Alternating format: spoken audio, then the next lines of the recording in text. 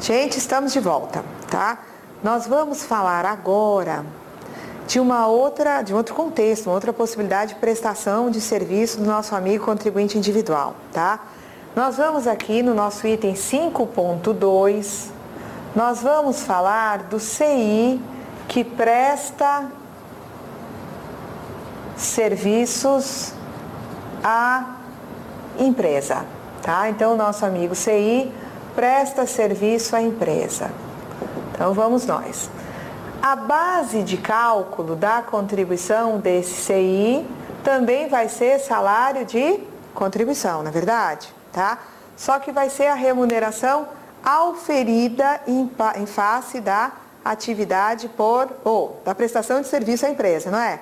No outro quadrinho era a remuneração auferida pela atividade por conta própria. Aqui é a remuneração auferida porque ele prestou serviço à empresa, tá? Certo? Depois a gente vai até ver que é a remuneração auferida, mas é a remuneração paga, devida ou creditada a ele, tá? Tem algumas coisas a discutir aí neste paga, devida ou creditada. Então vamos lá. Então o CI prestou serviço à empresa, recebeu remuneração, tá? Até o teto é o salário de contribuição, tá? Eu digo a vocês que a contribuição dele, tá? Vai ser de 11%. Mas eu quero demonstrar alguma coisa aqui que vocês vão conseguir gravar de uma forma bem tranquila o porquê desses 11%, tá? Então veja só. Vamos dizer que eu tenho um supermercado e o supermercado contrate um eletricista, tá? Ok? Contrata um eletricista, muito bem. Paga esse eletricista uma remuneração no valor de R$1.000, muito bem. Bom, então assim, vamos dizer que eu tenho que fazer esse diagnóstico de quem contribui, quanto contribui. Então eu pego o regulamento da Previdência Social e vou seguindo o regulamento na medida em que os artigos vão sendo apresentados. Eu digo que isso é trabalhar na geografia do regulamento, né? Então, pela geografia do regulamento, o primeiro artigo que você encontra é o artigo 199, que diz o seguinte, que este eletricista, na condição de prestador de serviço de natureza eventual, ele é um CI, tá? Ele é um CI. Daí, ele, no artigo 99, vai me dizer que ele contribui com 20% sobre estes R$1.000. Aí eu ando mais um pouquinho na minha leitura do regulamento e eu descubro o seguinte, que o supermercado, tá? O supermercado vai ter que contribuir também enquanto contratante. E ele vai pagar 20% sobre os R$1.000. Adiante, tá? Eu vou descobrir, tá? Na minha leitura, que eu vou andando assim no regulamento, né? Eu vou descobrir, tá? Que, neste caso, a contribuição do eletricista vai poder cair de 20 para 11, segundo a seguinte lógica. Aqui o contratante já não está pagando 20%, tá? Então, veja, onde eu tenho um contratante que paga alguma coisa, pode ser 20, pode ser outra forma de contribuição que adiante a gente vai descobrir.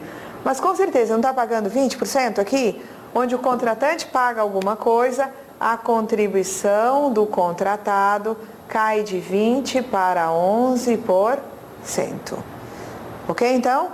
Pagou 20? O supermercado, isso aqui é uma contribuição da empresa sobre a remuneração paga ao contribuinte individual, está prevista lá no artigo 201 do regulamento, tá? E eu vou descobrir, portanto, tá, que onde ele paga alguma coisa, eu posso ter a alíquota do individual reduzida.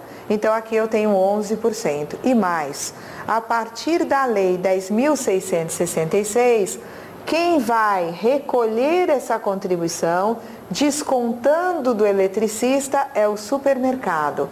A empresa contratante vai reter 11%, tá? Esse valor aqui, né, incidente sobre os 1.000, tá? E vai recolher juntamente com a contribuição a seu cargo.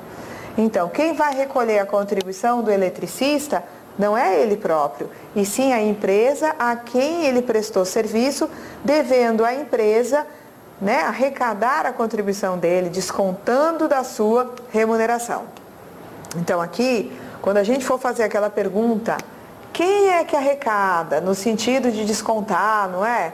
Quem arrecada é a empresa a quem ele prestou serviços. E quem recolhe essas contribuições é a empresa, tá? A empresa desconta do nosso amigo ali eletricista, que é um CI, contribuinte individual, não é? E recolhe. E qual é o prazo para a empresa recolher? A gente vai descobrir adiante que a empresa recolhe a contribuição do individual descontada dele juntamente com as contribuições a seu cargo. Ou seja, a empresa recolhe o que ela desconta do individual, que é 11%, juntamente com a contribuição de 20% devida por ela, contratante. O prazo vai ser no dia 20 do mês seguinte, tá? E se cair em dia não útil, o que eu faço, minha gente? Dia não útil,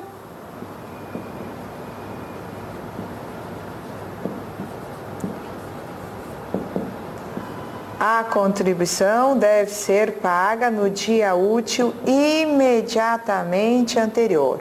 E mais uma vez, o que eu uso para fazer o recolhimento? A guia da Previdência Social. De acordo? Então nós temos aqui uma situação nova. Aqui não se trata de um individual que está por conta própria. Nesse contexto, ele está prestando serviço à empresa.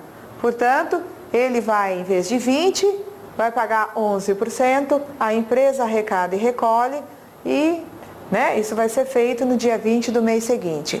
O fato dele pagar 11% aqui diz respeito a uma situação de inclusão previdenciária com afastamento do direito à aposentadoria por tempo de contribuição? De forma alguma.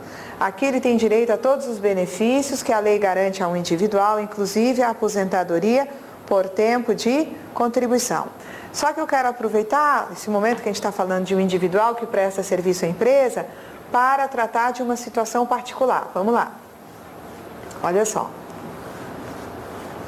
Vamos dizer que o nosso amigo aqui que prestou serviço a um supermercado, tá?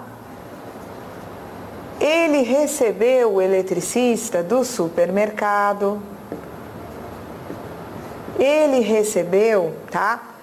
R$200. R$200. O que eu sei que vai acontecer aqui, tá? O supermercado, enquanto contratante, vai pagar o quê?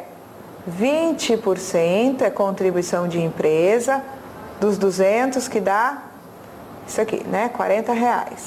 O eletricista, uma vez que a empresa recolhe alguma coisa, o eletricista vai ter que recolher quanto?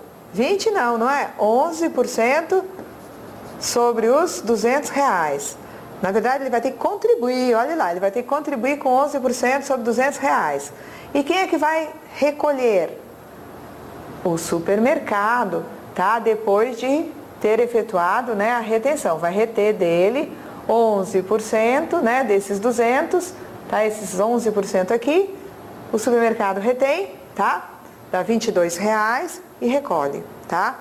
Então, ele, né, retomando, que naquele, é ruim que às vezes a gente se engana, fica falando assim, este CI recolhe. Não, este CI não recolhe. Ele contribui com 11%, mas quem recolhe é o supermercado. Contribui e este aqui arrecada e recolhe os 11% dele, tá? Muito bem. Aí esse eletricista não conseguiu mais trabalho durante o mês. Então, tudo que ele recebeu no mês foram esses R$200, sobre, né, esses R$200, o supermercado reteve 11%, que dá R$22. Muito bem. E agora? No mês ele só teve isso de contribuição. Será que eu posso entender que esse mês está regularmente, tá, quitada a contribuição a ele relativa? Não, tá? Eu não posso admitir que um CI contribua sobre base inferior ao mínimo. Quanto é o salário mínimo hoje? Não é 465? Quanto falta para de 200 para 465. Falta 265, não é? Somente se ele contribuir sobre, né, já foi feita a contribuição sobre 200, somente se ele contribuir sobre este valor remanescente aqui, é que ele então atingiria R$ 465, concordam? Então, mas isso daria 465, mas ele não recebeu esses 265. No mês ele só recebeu 200. E se ele só contribuir sobre 200, tá? O que vai acontecer? Fica uma base inferior ao limite mínimo. Então, o que nós vamos ter que recomendar a esse senhor? Que sobre o que falta dos 200 para o 465, que é esse valor aqui, ele complemente contribuindo com 20% sobre este valor, tá certo? Então, dá aí quanto? R$ 53. Situação difícil. Porque dos 200 ele já teve um desconto feito pelo supermercado, né? O supermercado aqui, não dá aqui R$ 22, não é isso? O que aconteceu com o supermercado? O supermercado reteve esses R$ 22 para recolher numa guia, não é?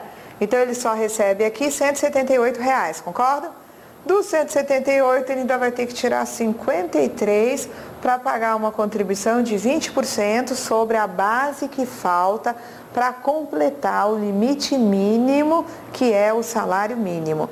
Não seria possível ele ficar no mês apenas com 11% de R$ 200. Então ele vai ter que complementar, né, os 200 até chegar nos 465, pagando uma contribuição de 20% sobre a diferença e recolhendo ele próprio no dia 15, de acordo? Então este aqui é um caso realmente muito complicado, tá?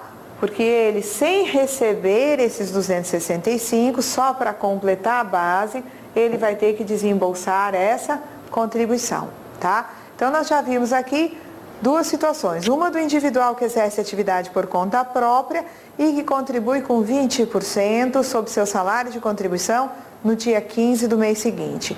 Vimos também o CI que presta serviço à empresa, que contribui com 11% sobre seu salário de contribuição, não sendo ele o responsável pelo recolhimento.